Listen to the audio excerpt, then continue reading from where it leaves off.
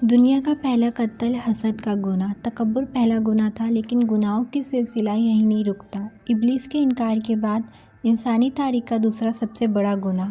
آدم علیہ السلام اور حوا علیہ السلام دنیا میں اتر گئے۔ ان کے ساتھ انسانی امتحانات کا سلسلہ شروع ہوا۔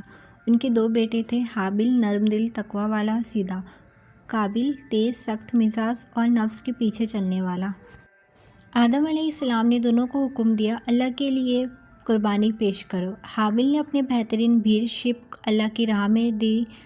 قابیل نے زمین کی سب سے کمزور سب سے گھٹیا فصل دی، صرف اس لیے کیونکہ اس کے دل میں اخلاص نہیں تھا۔ اللہ بہترین چیز کو پسند کرتا ہے۔ اور پھر اللہ نے حابیل کی قربانی قبول کر لی اور قابیل کی قربانی کو رد کر دیا گیا۔ قابیل کا دل حسد کی آگ میں تپنے لگا۔ اس نے اپنے بھائی سے کہا، میں تجھے مار دوں گا۔ حابیل نے سکون سے جواب دیا، اللہ صرف تقوی والوں کی قربانی قبول کرتا ہے۔ اگر تو مجھے مارنے کو ہاتھ بڑھائے، میں تجھے نہیں ماروں گا، میں اللہ سے ڈرتا ہوں۔ حابیل تقوی والا تھا، قابیل نفس کا غلام ہو چکا تھا۔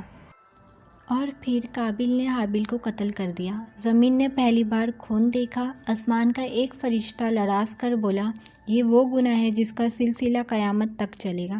ابن عباس رضی اللہ تعالیٰ عنہ کے مطابق جو بھی ناحق قتل ہوتا ہے، اس کا ایک حصہ قابیل کے ریکارڈ میں لکھا جاتا ہے۔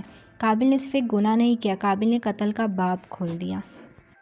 تکبر نے ابلیس کو جنت سے نکالا، حسد نے ایک بھائی کو قاتل بنا دیا۔ آج ہمارے دلوں میں بھی اگر حسد زندہ ہو تو سمجھ لو ہم قابیل کے راستے پر چل رہے ہیں۔ حسد رشتوں کو توڑ دیتا ہے، دل کو اندھیرا کر دیتا ہے اور انسان کو اپنے ہی لوگوں کا دشمن بنا دیتا ہے۔ اللہ کے نبی صلی اللہ علیہ وسلم نے فرمایا، حسد نیکیوں کو ایسے کھا جاتا ہے جیسے آگ لکڑی کو۔